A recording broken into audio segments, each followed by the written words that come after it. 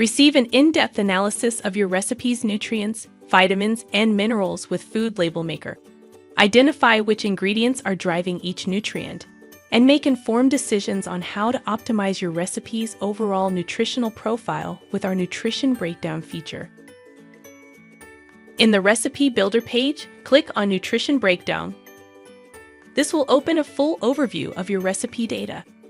You can view the data of your recipe per serving or per 100 grams, as well as add different nutrient filters here.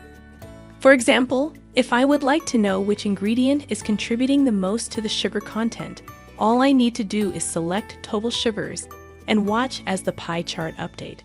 To see your data per serving instead, simply click on this button here. You can also view your recipe data in the form of a bar graph. Let's say I want to add a high fiber claim to my product, and I am looking at increasing my fiber content. I can just select the fiber here to see which ingredient is contributing the most to the fiber. Scrolling down to the bottom, you can also find your recipe data in a table format where you can select as many nutrients as you want.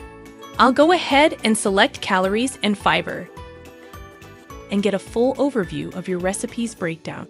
Switch it to per 100 grams and download it.